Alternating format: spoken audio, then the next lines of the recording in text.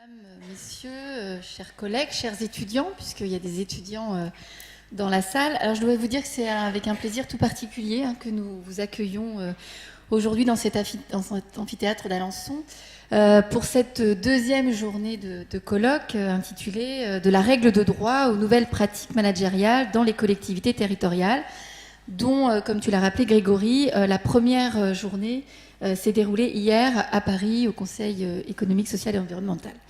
Alors je dois dire, voilà, quel dynamisme de ces organisateurs, Aline Squarneck, François Silva, Grégory Godiveau, qui n'ont pas rechigné à la difficulté de la pluralité des lieux, parce que organiser un colloque, c'est déjà quelque chose de complexe, quand c'est sur 2 jours de surcroît, et alors quand c'est dans 2 lieux différents, eh bien, ma foi, c'est un défi que vous avez relevé et je vous en remercie. Et qui n'ont pas rechigné également à la difficulté des rencontres pluridisciplinaires, parce que c'est un colloque rare, il faut bien le dire, que vous nous conviez ce matin, puisqu'il s'agit de la rencontre de 2 matières complexes, le droit et la gestion.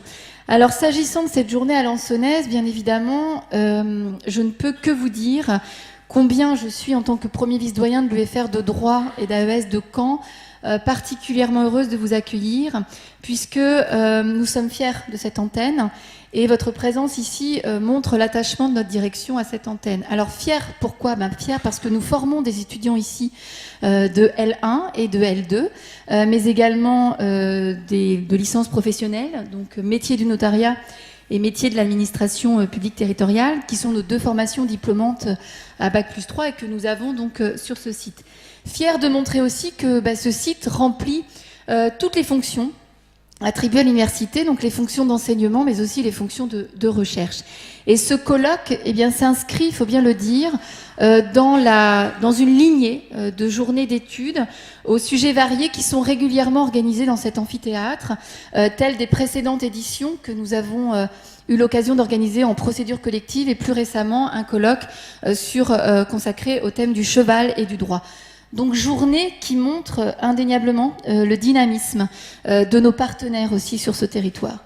Et alors à cet égard, j'aimerais tout particulièrement remercier, alors elles ne sont pas dans la salle, mais remercier Madame Roimier, qui est présidente de la PGSU, laquelle s'est montrée, je dois bien le dire, une oreille très très attentive à nos besoins et qui est véritablement portée par une volonté de dynamiser ce site et d'accompagner toutes les forces vives dans tous leurs projets. Et c'est vraiment un soutien et un des partenaires de votre colloque. Et j'aimerais également saluer l'implication sans faille du Cercle des juristes alençonnais, dont la présidente, maître Stéphanie Lelon, qui va arriver, est un porte-parole à la compétence et l'efficacité connue de tous. Donc l'implication de ces partenaires nous honore et voilà, il est important pour moi de rappeler que ce sont des soutiens indéfectibles. Alors s'agissant de cette rencontre interdisciplinaire, chère Aline, cher Grégory et François, c'est avec un grand intérêt que nous allons découvrir, je dois dire, les regards croisés que chacun des spécialistes que vous avez conviés aujourd'hui vont porter sur la gestion des collectivités territoriales. Parce que le droit et la gestion, et donc j'ai rencontré un collègue de gestion qui est en face à l'IUT, c'est vrai que le droit et la gestion sont bien souvent dissociés, c'est le cas dans nos universités avec les sections de CNU 01, 02, 06, 03 pour l'histoire du droit, mais aussi sur les campus, puisque si on prend l'histoire de Caen, voilà, campus 1, campus 4, campus distant. Donc c'est tout l'intérêt, je dois dire, de ces 2 journées que de conduire à réfléchir aux liens et aux influences que ces matières exercent sur le management public. Donc c'est une réflexion inédite sur ces relations entre disciplines que vous nous proposez, et vous allez donc indéniablement, j'en suis certaine, alors d'autant plus que je suis une privatiste, donc voilà, nous emmener sur des terrains peu connus, mais qui, je n'en doute pas un seul instant, vont ouvrir de belles perspectives.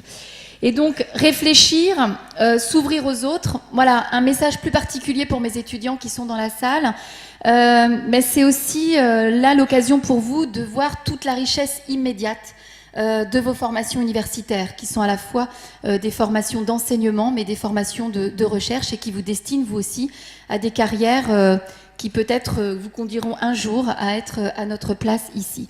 Donc la journée s'annonce riche, je vous la souhaite très bonne. Et permettez-moi de formuler un vœu pour conclure, celui de nous retrouver l'an prochain pour de nouvelles journées de recherche en droit dans cet amphithéâtre, sur nos terres alençonnaises. Et je ne doute pas un seul instant que le dynamisme et la compétence de nos chercheurs nous emmènent sur d'autres chemins du savoir. Merci.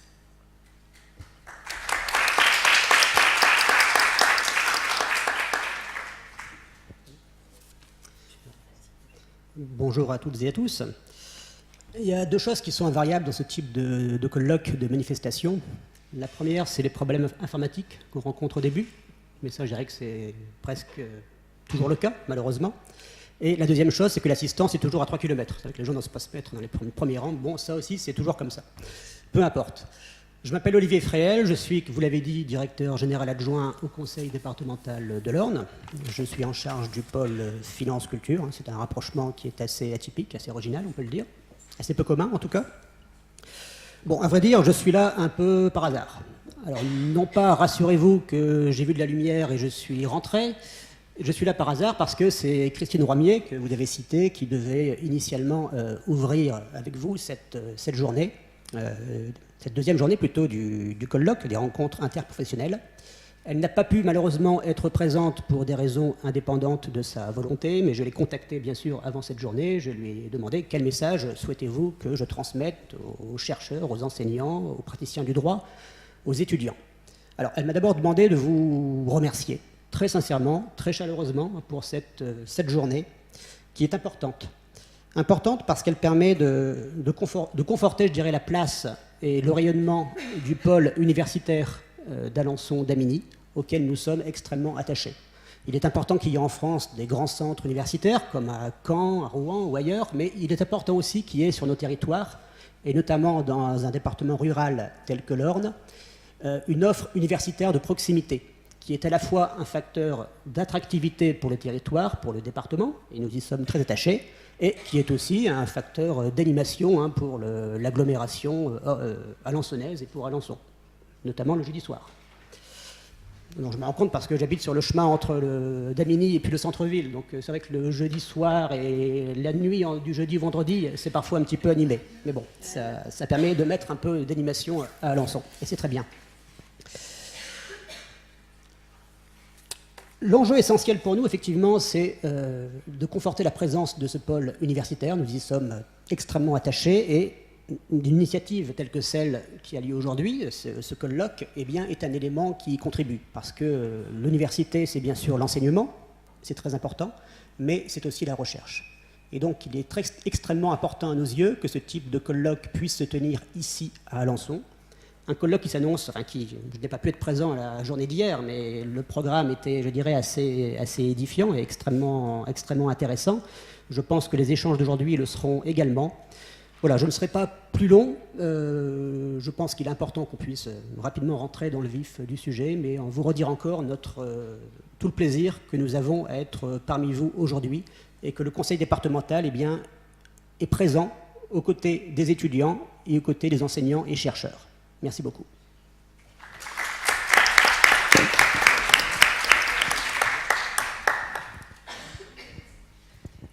Mesdames et messieurs, chers collègues, chers étudiants, chers amis, c'est un grand plaisir également pour moi d'être ici aujourd'hui. Alors, mon collègue et ami Sébastien, gestionnaire, doit être particulièrement ravi aujourd'hui parce que ça fait quelques années qu'il me demande de venir à Alençon. Même si nous sommes sur Caen, c'est vrai qu'Alençon, pour nous, c'est quand même éloigné. Et donc, je pense que c'est aussi un signal fort donné à notre territoire normand de pouvoir organiser ces journées, pas toujours à Caen.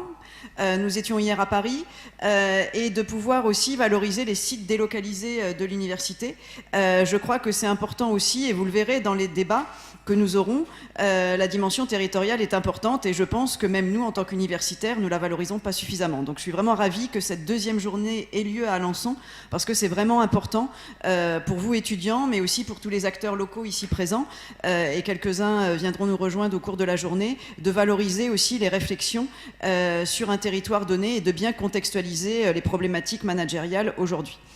Alors je suis également ravie de cette collaboration avec les collègues de l'UFR de droit et en particulier Grégory Godiveau, qui, il faut quand même le rappeler, si nous sommes là, c'est grâce à son initiative.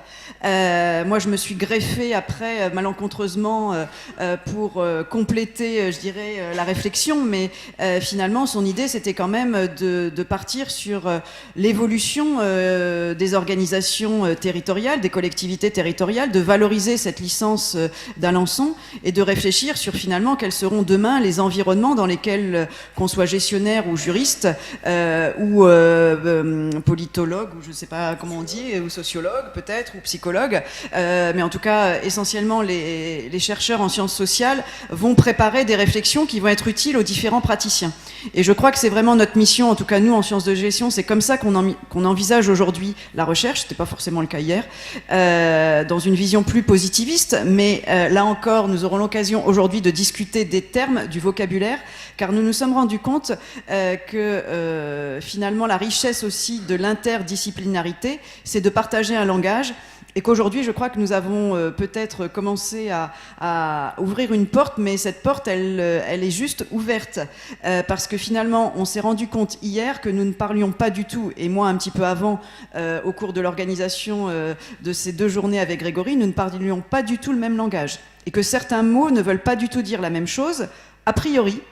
A posteriori, c'est discutable, mais a priori, ça ne veut pas tout à fait dire la même chose. Donc je pense que c'est vraiment intéressant.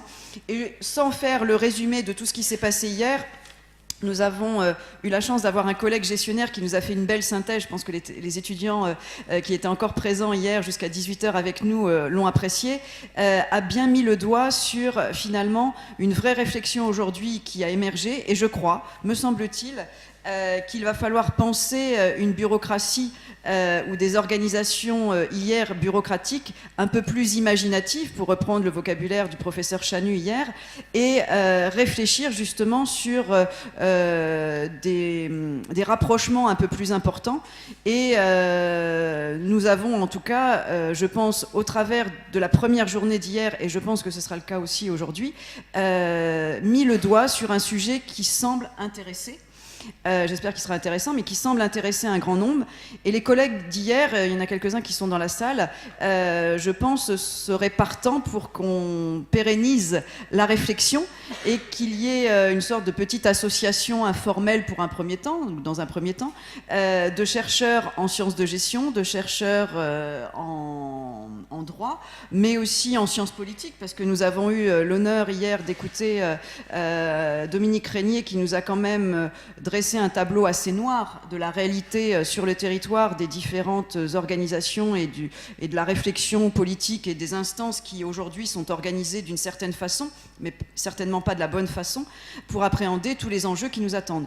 Donc je pense qu'il y a vraiment, pour reprendre un terme gestionnaire, nous avons eu une expérience hier, et j'espère qu'elle sera prolongée aujourd'hui, une expérience qui donne envie de continuer, et c'est vrai que le sujet pouvait paraître original,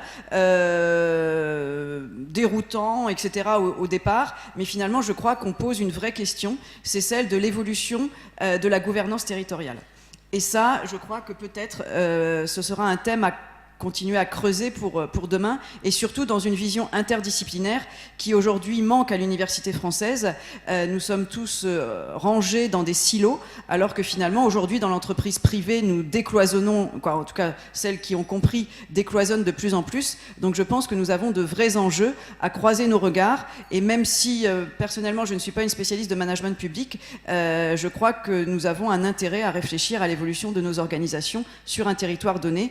Organisation publique, mais aussi, je crois, organisation parapublique et organisation privée. Je crois qu'il va falloir plutôt être dans une logique de quelle gouvernance demain sur les territoires des différentes formes organisationnelles.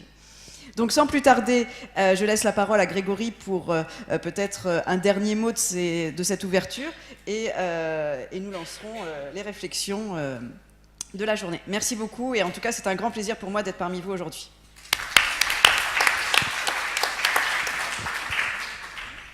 Merci ma chère Aline. Point de mots supplémentaires ou presque. Simplement pour vous dire que nous entamons maintenant, sans plus tarder, la session 3 de ces journées interdisciplinaire intitulée Entre diversité des approches et communauté des logiques managériales, qui verra les interventions successives d'Aline Squarneck et de Sébastien Père sur le sujet suivant, le regard du gestionnaire, le public, le privé, les logiques managériales vues par les séances de gestion. Viendront ensuite le duo, enfin oui, je vais parler à la troisième personne du pluriel, David Goran et moi-même, sur le sujet suivant, le regard du juriste, l'agent public contractuel et le fonctionnaire, les supports de métier vus par la science juridique. Nous ferons ensuite une pause qui sera précédée d'une discussion, d'un débat que je souhaite riche. N'hésitez pas à poser toutes les questions que susciteront nos exposés. Après quoi, nous reprendrons les travaux et nous entendrons ensuite Éric Scarazini qui nous parlera de l'approche politique à travers le sujet suivant, management et gouvernance dans les collectivités territoriales, rôle des élus et des cadres, enjeux et perspectives. Vous le voyez, j'ai quelque peu modifié le programme parce que l'intervention de M. Scarazini était prévue avant la pause. Mais vu le retard que nous avons pris, nous allons l'inverser. Ensuite, nous écouterons Johanna Edelbould qui aura elle aussi une approche politique sur le sujet suivant, les services municipaux au cœur du processus de transmission du pouvoir politique. Enfin, je laisserai la parole à Xavier Borg qui présentera la recherche conjointe qu'il a adressée avec Patrice Hérault et Nathalie Montargot qui ne sont pas là malheureusement aujourd'hui. Sur le sujet suivant, l'approche comparée, la complexité du statut de directeur d'EPIC à l'intersection de la force politique et privée, mission impossible pour l'interrogation qui suivra d'autres interrogations, je l'espère, et qui nous conduira à un débat tout aussi riche que celui que nous aurons entamé lors de la première discussion. Sans plus tarder, je crois qu'il est temps de démarrer les travaux. J'appelle à la barre, ou plutôt à la chaire, Sébastien Père et Maître Goran, qui viendra avec moi à la suite.